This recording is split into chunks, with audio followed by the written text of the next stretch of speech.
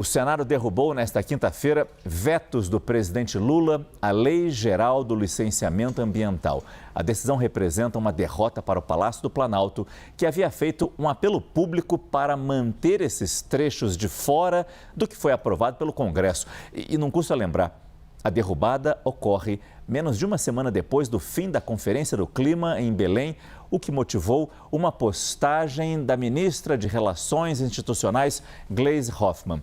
Hoje ela escreveu que quem perde é o Brasil. E lá no fim da mensagem no X, Gleisi Hoffmann destaca: a derrubada dos vetos contradiz o esforço ambiental e climático do governo que acaba de realizar a COP30. Uma péssima notícia, escreveu Gleisi Hoffmann. O que a ministra não disse é que essa é mais uma derrota do governo na esteira do distanciamento muito claro que existe neste momento com os presidentes da Câmara e do Senado. Hugo Mota e Davi Alcolumbre não disfarçam mal-estar. Ontem, nenhum deles esteve na cerimônia que marcou a isenção do imposto de renda para quem recebe até R$5 mil. Nós começamos esta edição com as informações da repórter Carol Rosito, ao vivo de Brasília. Carol, boa noite. Oi, Márcio. Boa noite para você também. Boa noite a todos. Olha, derrota para o governo, vitória expressiva e pelo menos para a bancada ruralista, né? Apesar dos esforços da ministra Gleisi Hoffmann, que ontem à noite ainda tentou reunir líderes do governo para buscar esse acordo, essa negociação ali, às vésperas da votação que aconteceu na sessão conjunta, na sessão do Congresso, reunindo deputados e senadores hoje aqui no plenário da Câmara dos Deputados. Uma nota pública, inclusive, foi divulgada pelo Planalto, né, pedindo que os parlamentares tivessem aí essa sensibilidade em não derrubar votos do presidente que tinham a intenção de proteger o meio ambiente, assegurar direitos de povos indígenas, quilombolas. O Congresso decidiu o contrário, derrubou todos os vetos, os 52 vetos que tratavam sobre a Lei Geral do Licenciamento Ambiental. Com essa derrubada, Márcio, passam a valer, então, como já tinha sido aprovado pelo próprio Congresso Nacional, trechos que tratam ali, por exemplo, sobre questões que flexibilizam o processo de licenciamento, reduzem exigências para alguns tipos de obras e ainda ampliam o uso de licenças simplificadas. Apesar dessa derrota, lideranças do governo tentaram minimizar, tentando olhar ali o copo cheio, né, a metade do copo mais cheio, dizendo que, nesse momento, eles conseguiram adiar, por exemplo, as questões que tratam sobre a licença ambiental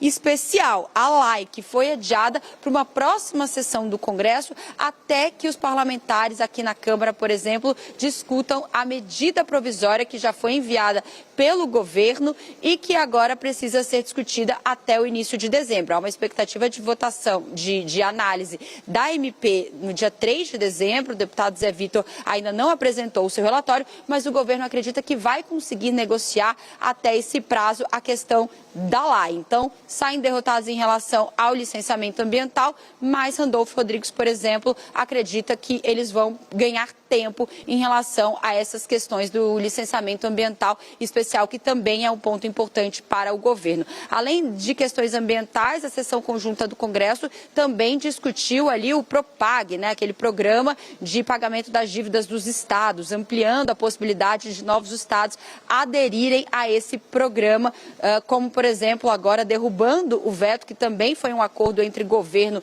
e governadores, de acesso aos recursos do Fundo Nacional de Desenvolvimento Regional para abater parte da dívida ali dos estados com a União. Portanto, sessão do Congresso já foi encerrada ao longo do dia, muitas negociações, mas a avaliação geral é de que soma-se aí mais uma derrota de fato para a base governista.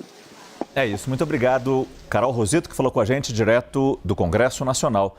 Importante colocar nessa conversa nossos analistas hoje, Larissa Rodrigues e Caio Junqueira, para falar sobre essa derrubada de vetos do presidente Lula pelo Senado, nessa sessão conjunta que houve hoje lá no Congresso. Começo com você, Larissa, boa noite. Como é que o governo recebeu? Essa aqui é mais uma derrota do Palácio do Planalto frente ali a esse atrito que existe neste momento com o Legislativo. Tudo bem, Márcio? Boa noite para você, para o Caio e para quem acompanha a gente em casa também. Márcio, há uma cobrança crescente à ministra Gleisi Hoffmann, depois, em especial, da derrubada de todos esses vetos. Desde ontem, a gente sentiu a pressão aumentando em cima da ministra, inclusive algumas fontes ali do Palácio do Planalto dizendo que, depois da reunião que Gleisi Hoffmann teve no final da noite com o presidente Hugo Motta, se esperava pelo menos uma derrota um pouco menor. Por mais que alguns líderes ali do governo, deputados ligados à base, senadores também digam que não, já era precificado, a gente já imaginava, o que eu escuto muito é um aumento de revolta, entre aspas, aqui do Palácio do Planalto com todas essas derrotas e que, na procura de um culpado, estaria aumentando aí a pressão em cima da ministra responsável por essa articulação. Em contrapartida, fui ouvir ali no Congresso Nacional também e, mais uma vez, eles tentaram dizer que a responsabilidade é muito mais do governo, do próprio Lula, do que dos ministros. Escutei, inclusive, que já se mudou uma vez o ministro da articulação, tirou o Padilha, colocou o Gleisi e as derrotas do governo continuam acontecendo, demonstraria ali uma insatisfação generalizada dos parlamentares com o governo em si e não com os ministros específicos. Por outro lado, há ainda uma espécie de dúvida, como se não acreditasse o Palácio do Planalto na realidade desse problema que agora é a dificuldade de articulação, em especial com o presidente do Senado. Como se o Palácio do Planalto ainda esperasse a diminuição desse clima e ainda duvidasse que essas dificuldades de articulação relação com Davi Alcolumbre vai durar pelos próximos meses. Márcio. É interessante, né, Caio? A gente tem tudo isso que a Larissa nos traz, mas agora temos um desdobramento disso tudo, uma possível judicialização dessa questão. E até que ponto essa judicialização não traz uma insegurança jurídica em tudo? Caio, boa noite. Boa noite, Márcio. Larissa, boa noite a todos. Márcio, é uma praxe ali do governo Lula 3, quando não consegue formar uma maioria dentro do Congresso Nacional, uma maioria na política, apelar ali ao Supremo Tribunal Federal. Tem diversos casos ao longo desses 3 anos no governo Lula 3, é uma ideia mesmo, né? Inclusive o próprio advogado-geral da União, Jorge Messias, aí, candidato ao Supremo Tribunal Federal, já defendeu isso em tese, né? De que considera o Supremo Tribunal Federal como alguém, ou um fórum capaz e importante para ajudar nas políticas públicas do governo. Isso já foi dito hoje, que haverá essa judicialização. O próprio líder do governo que a gente está vendo aí na tela, o Randolfo Rodrigues, quanto o líder do PT na Câmara, de que esse assunto vai cair no Supremo, que atrapalha mais, tensiona mais. Porque você perde na política, você vai no tapetão tentar reverter essa decisão da política, da maioria do Congresso, legítima, no Supremo Tribunal Federal. Eu olhando o placar ali dessa sessão, tem algumas questões importantes, mas primeiro é importante separar uma votação de uma sessão do Congresso, ela separa Câmara e Senado. Na Câmara, era um resultado já esperado e a dimensão do resultado, ela dimensiona o tamanho até da bancada ruralista, da Frente Parlamentar da Agropecuária, 268 contra 190. Né? A bancada ruralista, ela tem mais ou menos esse tamanho, mais a metade da Câmara dos Deputados. Então, isso já era factível. Agora, no Senado, foi 50-18. E não tem 50 ruralistas no Senado. Né? Você tem, talvez, boa parte dos ruralistas, mas a bancada ruralista ela é muito mais forte na Câmara do que no Senado. E esse placar de 50-18 no Senado, aí sim, ele escancara essa crise, principalmente dessa casa, do Senado Federal, com o Palácio do Planalto. Além desse placar de 50-18, outra questão que escancara a crise é que não foram só os vetos ambientais. Tiveram ali também, a gente vai tratar mais tarde disso, aquela derrubada do veto que praticamente libera ali o governo também, libera benefícios sociais independentemente de regras fiscais. Isso é um outro sinal também de como essa votação teve muito dessa crise do Senado com o Palácio do Planalto. Tem todo esse contexto, é uma crise que não tem expectativa de terminar, e o fato do governo recorrer ao Supremo, apontar que vai recorrer ao Supremo, só deve piorar isso, porque tem coisa que deputado e senador não gosta e se incomoda e se irrita, é justamente essa estratégia do governo Lula 3 de perder na política e tentar acionar sempre ali a maioria que ele tem no Supremo Tribunal Federal para reverter o que a política e o Congresso Nacional escolheram e decidiram por maioria. Muito obrigado, Caio. Muito obrigado, Larissa. A gente volta a falar ainda nessa edição. Mas ainda sobre o tema judicialização, eu converso com Daniel Rittner, que é o nosso diretor de jornalismo lá em Brasília. Daniel, boa noite. Porque enquanto o governo apela para o Supremo, tem setor, você nos traz essa informação, que está comemorando o da infraestrutura. Boa noite, Daniel. Márcio, boa noite a você, boa noite a Larissa, o Caio, a todos que nos acompanham. O setor de infraestrutura celebrou, em especial, a derrubada de 2 dispositivos da Lei Geral do Licenciamento Ambiental que haviam sido vetados por Lula em agosto e que hoje tiveram esses vetos derrubados. Um deles atinge diretamente o saneamento básico, esse setor que virou uma grande estrela da área de infraestrutura, com tantos leilões de concessão por causa de um marco legal completamente novo de 2020, que agora completou 5 anos, e que estabelece como meta de universalização dos serviços o ano de 2023. Pois bem, a lei aprovada pelo Congresso previu uma dispensa completa do licenciamento ambiental para novas estações de tratamento de esgoto.